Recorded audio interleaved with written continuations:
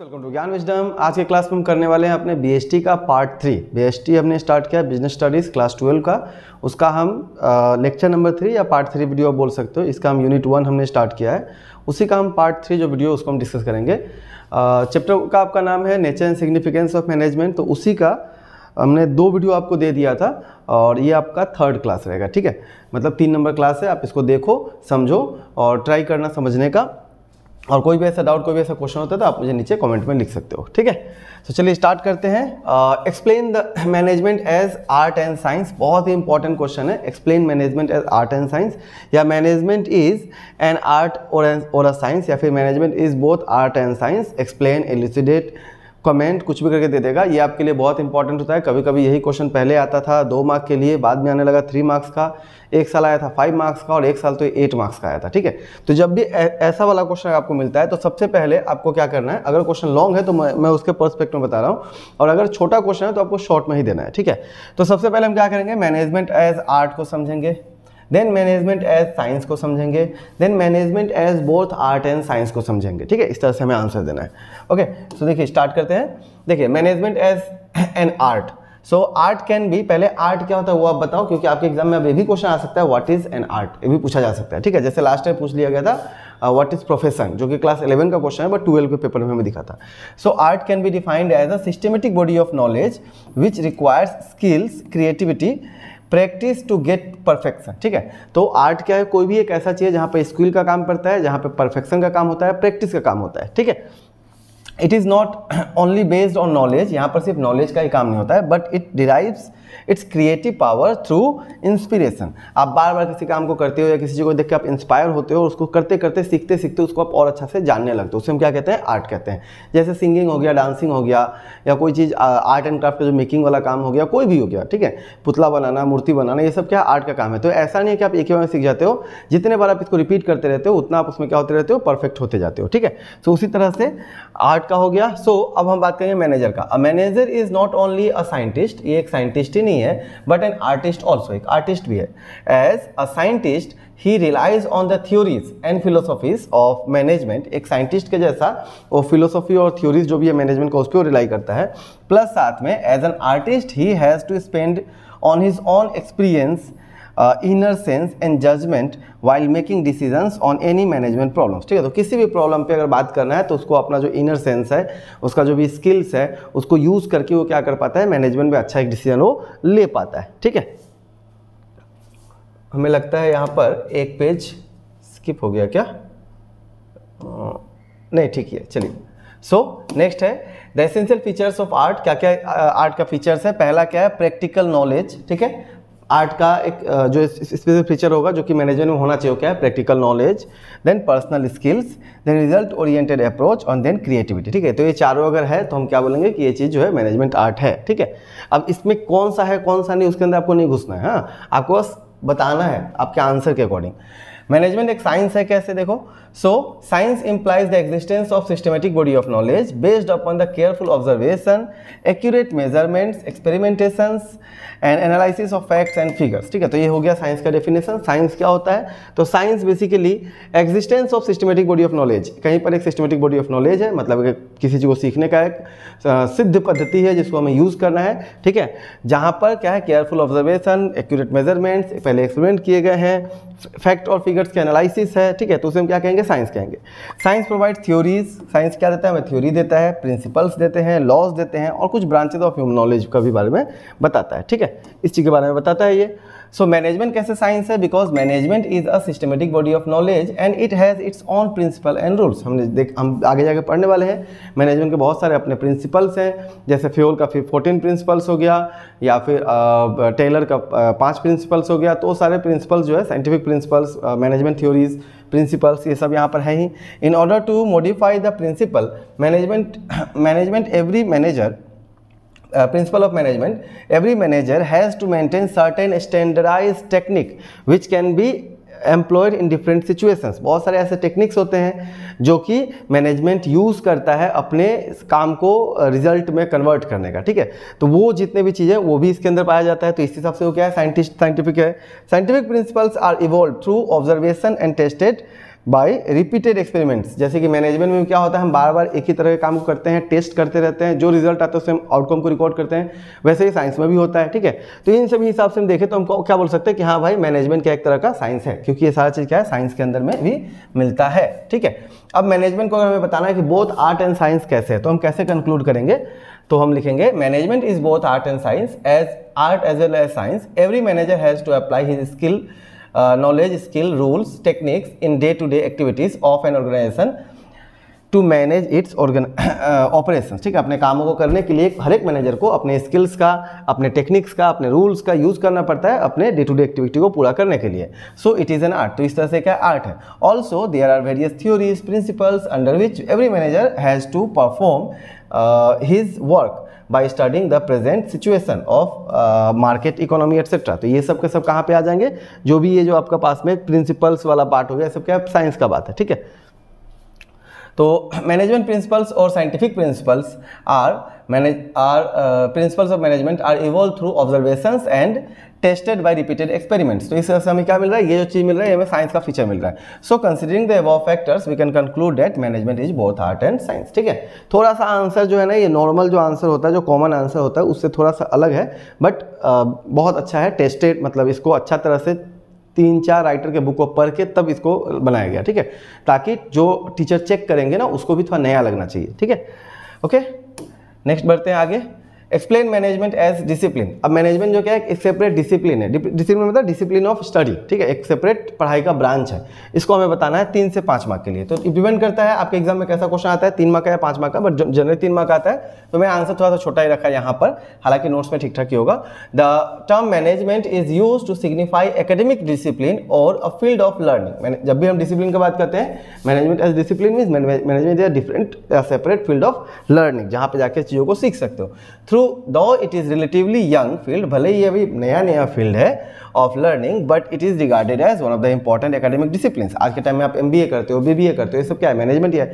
Hotel management हो गया और क्या क्या मैनेजमेंट कर रहे हो ना, तो वो सब के सब क्या है मैनेजमेंट का ही पार्ट होता है। It is an organised body of knowledge, ये क्या है ऑर्गेनाइज्ड बॉडी ऑफ नॉलेज है, which can be taught and learn, जिसको मतलब सीखा और सिखाया जा सकता है।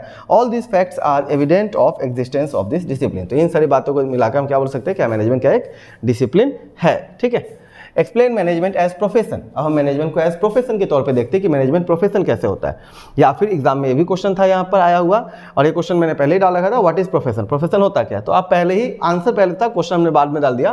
देखो प्रोफेशन क्या होता है, प्रोफेशन में be defined as an occupation which involves rendering of personal services of a specialized nature which are based on professional skills, knowledge, education, training, etc. ठीक है, तो आपने कुछ एक अलग से ट्रेनिंग लिया है, अलग से पढ़ाई किया है, और उस पढ़ाई के हिसाब से आप जो भी सर्विस अपने सोसाइटी को दे रहे हो, डिपार्ट कर रहे हो, वो सब क्या है आपका, उसको हम क्या कहेंगे मैनेजमेंट, प्रोफेशन कहेंगे। ठीक है, क्या कहेंगे इसे हम प्रोफेशन कहेंगे।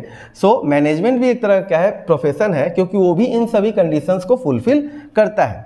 But like other professions management does not restrict the entry of managerial jobs to people with special academic degree. आज के टाइम में ये चीज़ तो नहीं है, आज के टाइम में कोई भी चाहे तो मैनेजर बन सकता है। आज हो सकता है आप मैट्रिक पास भी हो तो भी आप क्या हो सकते हो, मैनेजमेंट कर सकते हो, मैनेजर बन सकते हो। बट अभी के टाइम में अगर देखा जाए, प्रेजेंट सिनेरियो अगर देखा जाए, अगर आप बड़े बड़े हॉस्पिटल्स हो गया या बड़े बड़े अगर आप होटल्स हो गया, वहाँ पर अगर आप जाओगे जॉब करने के लिए और आप मैनेजर का पोस्ट अगर आपको चाहिए, तो वहाँ पर आपको बोलेगा कि आपने क्या डिग्री लिया है, आपका क्या प्रीवियस एक्सपीरियंस है। ठीक है, और जहाँ पे भी अच्छा जो 3 स्टार 5 स्टार जहाँ पे होटल वगैरह है, वहाँ पर क्या होता है पढ़ा लिखा और मतलब MBA वगैरह जो होते हैं वही लोग मैनेजमेंट करते हैं। ठीक है, MBA हो सकते हैं, CS हो सकते हैं, वही लोग करते हैं। ठीक है, सो हालांकि बुक्स में आपको दिया गया है कि अभी तक क्या है, यहाँ पे रेस्ट्रिक्शन नहीं है, कोई भी आदमी एंट्री कर सकता है, छोटे लेवल पे कर सकता है, लेकिन बड़े बड़े कंपनीज में ये चीज़ नहीं होता है। अब सोचो जो बड़े बड़े MNCs होंगे, क्या उनके मैनेजर्स जो होंगे वो क्या नॉर्मल लोग होंगे, क्लास 10 और 12 पास तो नहीं होंगे ना, वो लोग जरूर कोई ना कोई क्या होगा मैनेजमेंट डिग्री लेके रखा ही होगा, तभी उनको जॉब मिलता होगा ना। दस management is not full fledged, तो अभी तक इसे हम फुल फ्लेज प्रोफेशन तो नहीं कह सकते हैं, क्योंकि ये क्या है, ये अभी इवॉल्विंग प्रोसेस चल रहा है मैनेजमेंट का, धीरे धीरे अभी क्या हो रहा है, इवॉल्व हो रहा है। बाद में जाके क्या हो जाएगा, यहाँ पर भी रेस्ट्रिक्शन लग जाएगा। जैसे कि आज के टाइम में आप चाहो तो किसी को आप कोई मेडिकल आप मेडिसिन सजेस्ट नहीं कर सकते, because you are not doctor by profession, है ना, आप डॉक्टर नहीं हो। लेकिन वैसे अगर टीचिंग का बात किया तो आप किसी को कुछ भी पढ़ा सकते हो, ठीक है ना, पढ़ा तो सकते हो ना, भले ही आपने B.Ed का डिग्री लिया हो या ना लिया हो। जबकि B.Ed एक वो डिग्री होता है जो कि आपको बताता है कि आपको टीचिंग करना है या नहीं करना है। आपको उसमें बेसिकली ये वाला क्राइटेरिया जो है ना मैनेजमेंट का, प्रोफेशन का, वो पूरा हमारे फील्ड में कौन करता है, बीएड कोर्स करता है। वैसे ही डॉक्टरी में भी हमारा एमबीबीएस करता है, वैसे ही मैनेजमेंट में भी एमबीए करता है। लेकिन कुछ जगह पे रिस्ट्रिक्शंस है, कुछ जगह पे रिस्ट्रिक्शंस नहीं है, बट फ्यूचर में इसमें क्या हो जाएगा, रिस्ट्रिक्शंस लग जाएगा अपने आप, क्योंकि इतना ज़्यादा अनएम्प्लॉयमेंट है, धीरे धीरे क्या हो जाएगा, आपको ये सब करना होगा। Like the profession of teaching, देखो टीचिंग में बोल रहा है, या इसके अकॉर्डिंग बोल रहा है कि टीचिंग में क्या है, फुल फ्लेज प्रोफेशन है ये, मतलब यहाँ पर कोई भी एरागेरा नहीं पढ़ा सकता है। बात सही है, कॉलेज लेवल पे जाके एरागेरा नहीं पढ़ा सकता है, लेकिन कोचिंग में पर्सनली घर में पापा तो हमें पढ़ा ही सकते हैं, भैया तो पढ़ा ही सकते हैं ना, तो वहाँ पर रिस्ट्रिक्शंस नहीं है। ठीक है, मेडिसिन या लॉ की बात किया जा रहा है। ओके, फॉर 5 मार्क्स के लिए AHSC 2023 में आया हुआ था।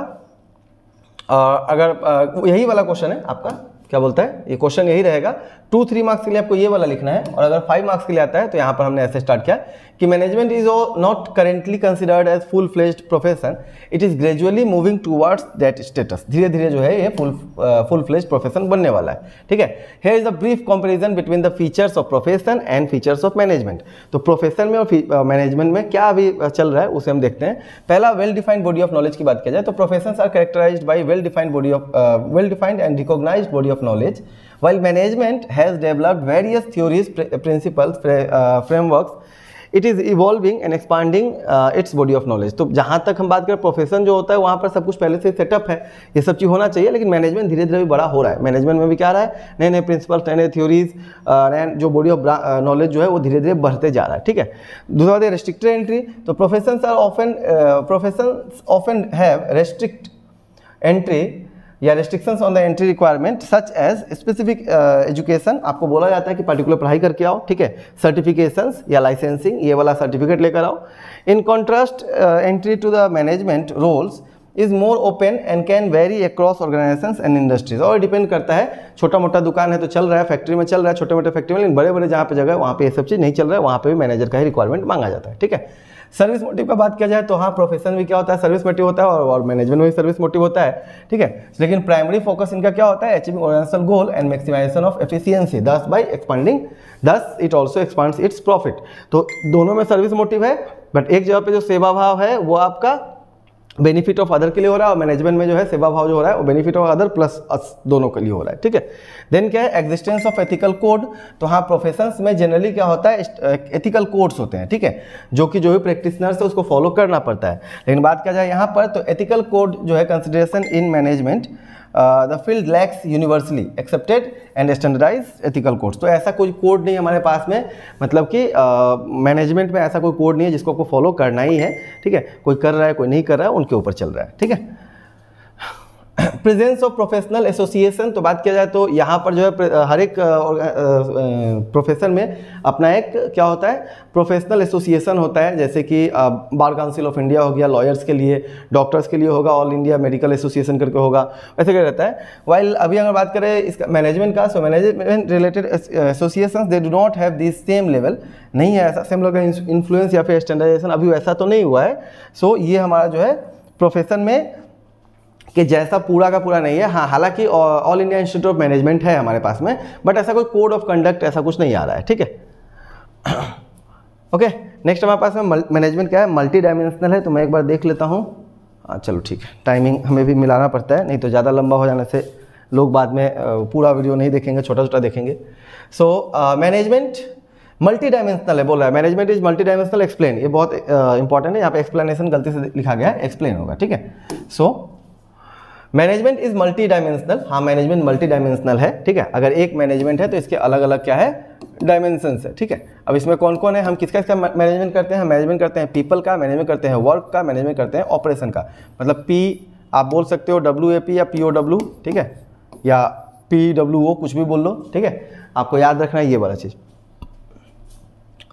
सो कहाँ गया, हाँ, तो यहाँ पर देखो management of work, management of people and management of operations, तीन चीज़ों का मैनेजमेंट करना पड़ता है। यही मेन क्या है, डायमेंशंस है मैनेजमेंट का। So management is influenced by both external and internal environment of the organisation. External factors such as market trends, competition, ठीक है, technological advancement along with the internal factors like organizational culture, resources contributes to the complexities and multidimensionality of management। ठीक है, तो ये हो गया आपका management as मतलब डायमेंशन का बात किया जा रहा है कि मैनेजमेंट के कितने सारे डायमेंशन हो सकते हैं। ओवरऑल तो हम 3 बोलते हैं, इसके अलावा इंटरनल और एक्सटर्नल फैक्टर्स भी है, उसके अंदर भी जो कुछ एग्जांपल्स यहाँ पर दे दिए गए हैं, ठीक है।